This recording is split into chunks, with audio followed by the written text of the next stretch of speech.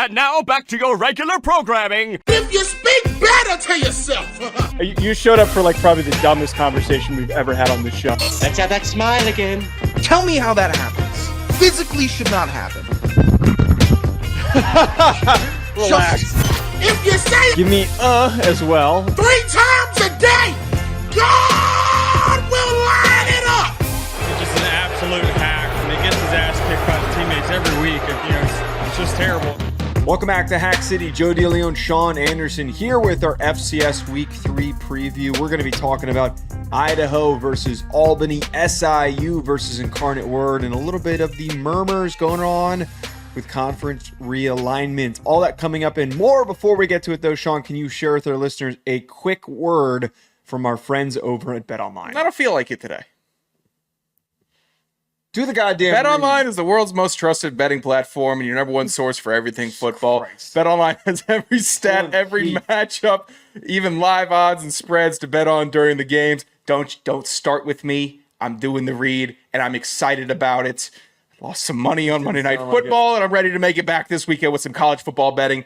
Think you know your stuff? Get in on their $200,000 mega contest and pick 5 games against the spread every week for your chance at weekly prizes and a share of $200,000. When the game's over, head on to their online casino, get in on a game of blackjack or poker or whatever degenerative, nice casino games you want to play online. Head to the website today to get in on the action. Bet online, the game starts here.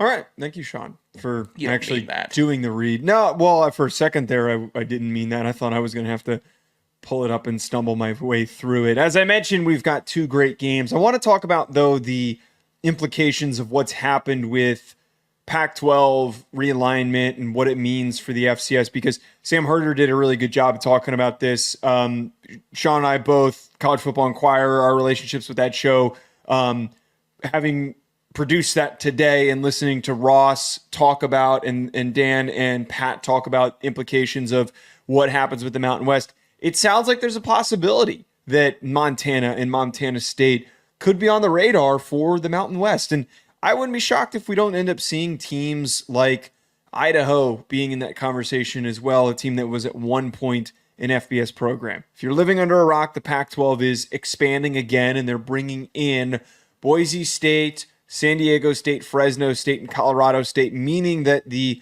Mountain West, in order to stay alive, is going to have to hunt down some other fish to keep their conference together. Seems like the top FCS programs that are regionally in that area. This is one of the first few times that the premier Big Sky and Missouri Valley Football Conference teams that are nearby are actually worthy targets for those conferences. The ACC, the American, we're never going to go and add a South Dakota State or a North Dakota State, but now they're thrust into the conversation of maybe being on the radar. I saw a surprising amount of petitioning for Idaho strictly because of the Kibby Dome. I've seen more Kibby Dome content on my timeline today than I have all season so far. You suckers were not as loving of Idaho and the Kibby Dome back when You're late. They were an FBS team. Now all of a sudden they're this sweet little darling. I don't want to hear it. You didn't appreciate what you had back in the day. Don't act like you're a real supporter of Idaho. We are on this pod. You know what? Before Sickos Committee came along, I didn't see all this discourse online. And now everyone, it's all trendy to like the Vandals. I like it though. There's a lot of good teams out west. I could think of like a Sac State being a team that would be a little surprising to a casual fan. Mountain West Pac-12, what's going on? And they're a good team. They have bodies, they have talent, they consistently have good star players. You could list off Montana, historic, traditional, strong school. Montana State on the rise, doing stuff differently, but within the same reputation. Historic, strong, Northwest school. It's fine. I'm excited to see. This is actually one of the few realignment moves where I'm excited to see how it trickles down to FCS, and it doesn't feel like FCS is being, left in the dust. It doesn't feel like FCS is being not thought about. It feels more opportunistic for schools if they do want to take that opportunity and if it is granted to them to make a decision. So I think that's actually, it's pretty cool. And I think I have more love for the out west conferences at the D1 single A level than I do the East Coast conferences on the D1 single A level. Now, as an FCS supporter and media member that covers them, I would prefer not to see all the big brands leave. That'd be nice to go to the Mountain West. I think that like a team like Missouri State, who's in the process of moving up, like, yeah, go ahead, go to the Mountain West. I don't know if they've already figured out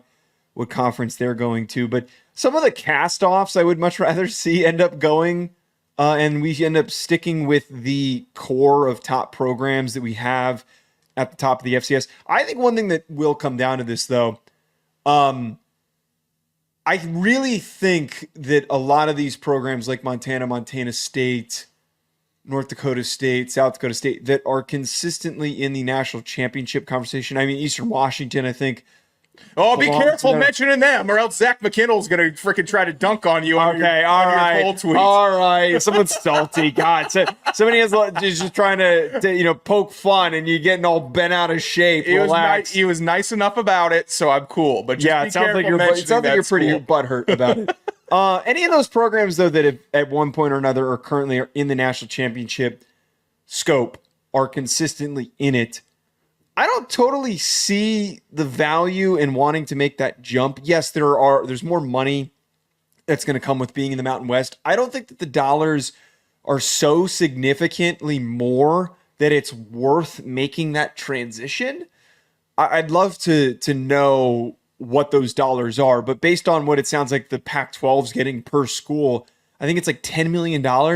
If that's what the case is, I can't imagine there's going to be much separation between the Missouri Valley and the Mountain West. Sure, it's more money, but there's probably not going to be much, considering that their top brands have left and gone elsewhere. But I think that most of those fan bases, the administrations of those schools, especially apparently North Dakota State's one of the lowest state schools in terms of funding that they're receiving from the state.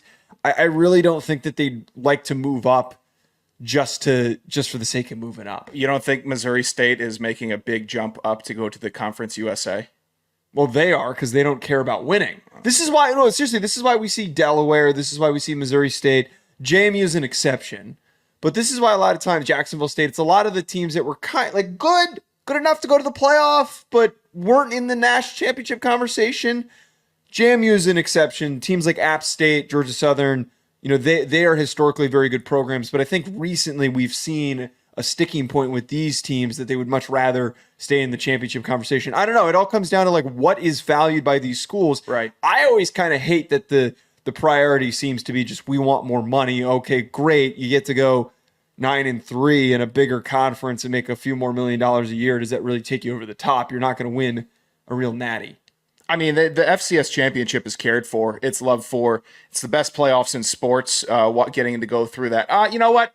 That's a little jumpy right there. I'd say it's competing with the NCAA tournament, maybe competing. It's the most. It was the strongest college football playoff system that we had, and we'll see what happens with the 12-teamer.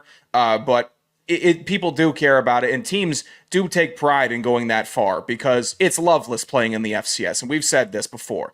Who's in the stands? Some students and your family, and maybe if your friends get popped down. Who's scouting you? Maybe you get an NFL coach pop down once in a while. These are the mediocre schools like the University of Rhode Island. I mean, hey, be careful. Tennessee Tech got the Commanders on campus this week. Most of these other teams have actual fan bases that go to these games. That's true, but that's still passionate fan bases. Okay, so for the teams that have a legitimate chance of moving up, they do have passionate fan bases. That has to be considered. Stadium size. I remember that CFE was talking a lot about the different stadiums from the Mountain West teams last year when everything was melting down. Could Fresno do it? Oh, Fresno. Oh, how small is their stadium? And it's a big stadium, So there's a lot of optics that I think that the FCS doesn't necessarily clear, but they can if they do get the funding because the fans are there. I found it really funny when it was pitched, the possibility of a G5 playoff for their own national championship. And it's just, and if we get realignment and all these teams move up, it's just FCS with extra steps. Yeah. That's kind of what we're doing. I think that the Mountain West should play into the current theme of these idiotic conferences, because apparently the Pac-12 might pursue teams like Memphis or USF. Like they might go, that was what Ross Dellinger said on the show today, that they were going to potentially go after teams like that. They were just going to go coastal. They don't care. I think that the Mountain West should go and get Maine. I think that they should do that. I think that they should add Hampton or Richmond. I know that Richmond's looking for a new conference, and I think that the Missouri Valley, if they need to expand, add a team like Rhode Island. You know? Sure, why not? Yeah. We'll really scramble it up. It'll end up looking like those dynasty maps at the end of the year. I mean, one of the craziest things we talk about with realignment with geography, so many people fail to want to bring up how stupidly organized the Pioneer League is, where you've got San Diego playing Marist, which is in Binghamton, New York, and then you play Davidson, which is in North Carolina, and then you go play Dayton, which is in Ohio. It's just a clusterfuck of who knows what. And whoever put that conference together said, you guys want to just have a real big mess? All right, go after yourself. Here's the conference. That was what was done there. Here's the irony here. The Pioneer League was truly the Pioneer League before we started getting the, you know what? I should take a lap for that one. Yeah, I think you should. That was horrible. Holy crap. All right. I'm not happy about it. Let's talk about these games. I took the shot. First game that we got, Albany, number 17 Albany at number 4 Idaho. This is a rematch of last year's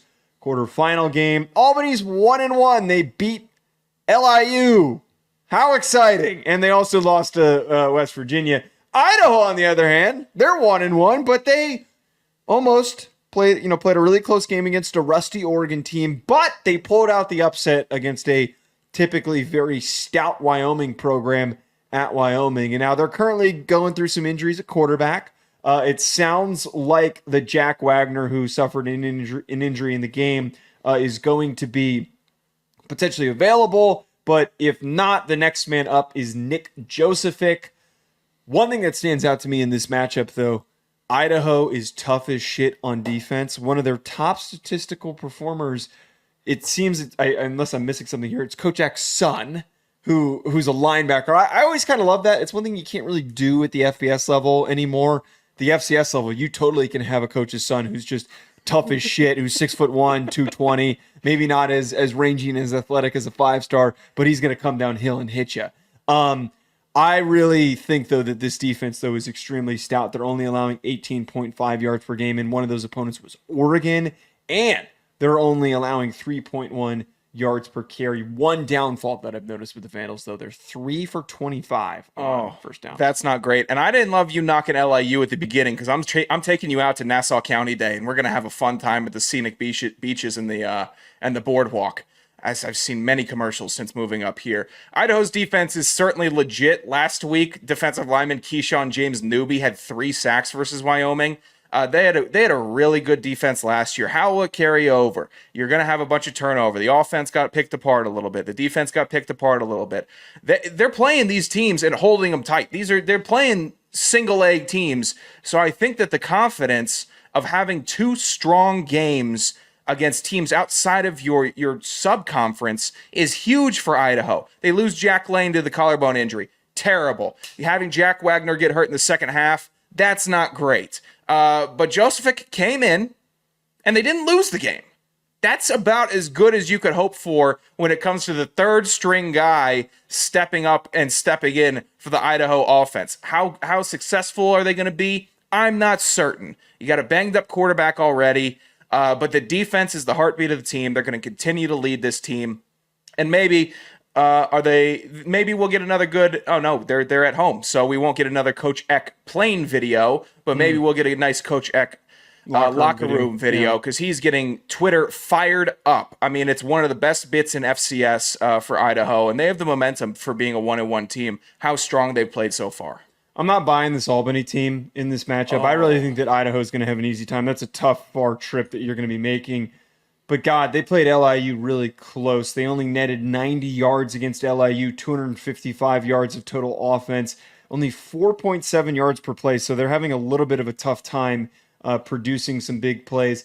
3 for 13 on third down in that game. So I'm not really feeling good about this Albany team, man. This feels like it's a total 180 from the Poffenbarger squad that we saw. I think you're off base here on Albany. I am not as high on them as I was with Poffenbarger, but I like what I'm seeing from Miles Burkett. Versus West Virginia, he went for 300 yards, a touchdown, didn't turn it over. In his post-game statements, this is what I liked what he said. He said, first quarter was a bit up and down. Second quarter, something just clicked, and I started seeing what my coaches were calling in the game itself. I like that. That is a good observation from the quarterback, to not just go out there and say, we tried our best, but to say, all right, I learned within the game against West Virginia at West Virginia, tough home environment or tough away environment to play in. I am still high enough on Albany to have some optimism with them. I just don't understand where you get high on them when they got their asses kicked by West Virginia. I just don't get like where you find optimism. I think Waddell is a really good running back. Seven McGee is a really good wide receiver. You know that these CAA teams just end up somehow finding these difference makers at the skill positions. His second year for Waddell now, yeah, he's going to keep on getting better. Not the best start. The Albany offensive line needs to be better and stronger in the running game push. It's going to be tough against this Idaho defensive line. I think you're going to have to work some misdirection if you're Albany. You're going to have to get creative. If you've been saving stuff in the playbook, this is where you crack it out. This is a game where if you're Albany, you're seeing a number 4 Idaho, a legit number 4 Idaho, and you can't hold anything back. It's week 3. What are you talking about? There's 9 more weeks. I don't care. You have to go all out against Idaho and cement yourself as a legitimate team, not just for the pollsters, but for yourselves and momentum, because it's the CAA. Anything can happen down the stretch. Anything. For CAA standings, right now it doesn't matter, but eventually it will matter. So getting a big win, or at least staying competitive with Idaho, would be huge for them. Your CAA bias is leaking into this. What do you think that how much of a fight do you think 7 McGee put up to get number 7? Oh, I mean, Could you imagine that debate? That probably 7's a very highly sought after number. It was Pop and Barger the year before, so it's not like there was anyone to steal it from. I could only imagine what that argument was. No, man, I want 7. I want 7, dude. My name is 7. Yeah, You're not taking 7 from me. Yeah, that kind of has, you kind of have to defer. I can't stop this. This is pretty cold right here. I don't know. I still think that this Albany team, we might have a fraud watch game here. I wonder if I might drop them off of my top 25 if they get their asses kicked. Well, we'll have to see. Incarnate Word versus SIU, though, number 12 at number 9, respectively. Geez, I could not get that word out. Incarnate Word's looking to pick themselves up off the mat after a not bad loss, but tough game against South Dakota State that they wish they played them a little bit closer. SIU, on the other hand, they had a really dominant win over Austin Peay, which is why my lean is on SIU. They had against Austin Peay, which is we all know respectable opponent in college in FCS, because that they typically put out close to playoff teams or playoff teams. 227 yards on the ground. Sean Lester Jr. led the way for those rushing yards. Then they only allowed 53 rushing yards, 1.5 yards per carry, and 9. They had 9 total sacks, which is insane. This team always has a good defense. I can't doubt the Salukis like I once did. On the other hand, Incarnate Word still figuring out what they've got going on, but we do know that Zach Calzada is a guy after he had 351 passing yards and 3 touchdowns against SDSU. For someone who once had the scorn of the Salukes, I'm surprised at how quickly you're turning back on their side. DJ Williams... Well, because I'm not an idiot. I don't just do the... that's a bit of a... Okay. DJ Williams, their quarterback, he's got some juice. I like what I've seen from him, not just because he's a little bit taller at the quarterback position than previous quarterbacks at SIU, but he's not afraid of contact, and he can extend plays with his legs. 2 of the touchdown passes that he had versus P this past week were impressive. A big touchdown to the big tight end over the middle. He had a defensive lineman just bearing down on him, takes him down ugly on his knee. I didn't like that. It was a little bit of a low hit, but he still delivered the ball, and nice strike, touchdown for 6. And then goal line situation. How do you get creative at the goal line? If you don't feel like your route concepts are that great, okay, well, maybe we run it. If you don't like the run versus the look, then quarterback has to make a play. All right, let's roll him out. If he's got some good wheels, he does. Made a good decision, had a good throw into the end zone. Solid play from DJ Williams. I'm really excited to see how he fares against a ranked opponent here, and not Austin Peay. Austin Peay's a good program. I don't understand why you're acting like... Keep on riding Austin Peay. I'm pretty sure they were receiving votes at the beginning of the year. They're a good team. If you can't go to college, you go to P. Fan bias again. A little bit. Bias. That'll leak in a little bit. But I mean, Incarnate Word, they're legit. Calzada to Walthall has been lethal. 12 catches, 240 yards, and 3 touchdowns to start the season. That's great. And then Roy Alexander, it's not just one good receiver on this team. Roy Alexander, through 2 games, 15 catches, 192 yards, and a touchdown. It's huge. This Incarnate Word offense can keep on putting up points. I don't expect this to be a big 10-17 game. I think Incarnate Word gets into the 20s relatively easy, and SIU could also. We could have a nice shootout in this game, making it good must-see TV between two really good offenses and teams. I think I'm leaning Word, though. I know you're leaning SIU. I think I'm leaning Word. I have to. When you got a defense this stout, we got to pay attention to it. And again, a respectable opponent that they completely took out of the game. Need to see a little bit more from them offensively. If this does come into a shootout, though, I'm taking Calzada. I'm absolutely taking Calzada. You want to get the FC estimates? I would love to. That's surprising because he went 5 for 10 last week. Absolutely stinks. Try too hard. You keep making mistakes. 8 for 10 for your boy over here. I'm already taking a big lead. Charleston Southern versus Richmond. Who you got? I want Charleston Southern in this game. Richmond, terrible pick. Monmouth versus Maine. Give me Monmouth. Give me Maine, terrible pick. Yeah, Albany you can't versus just Idaho. Keep on going back to back Albany like that. versus Idaho. I'll go with the Vandals in this game. Idaho as well. Mercer versus Chattanooga. Chattanooga as well. Western Carolina versus Elon. I think Western Carolina recovers keep here. getting bullied by Heath. I'm believing in them. I don't know why you would put a Rhode Island game on here. Campbell versus Rhode Island. Rhode Island and the Camels are competitive. I'm going to give Rhode Island, but I swear to God, if we jinx them. William & Mary versus Wofford. William & Mary.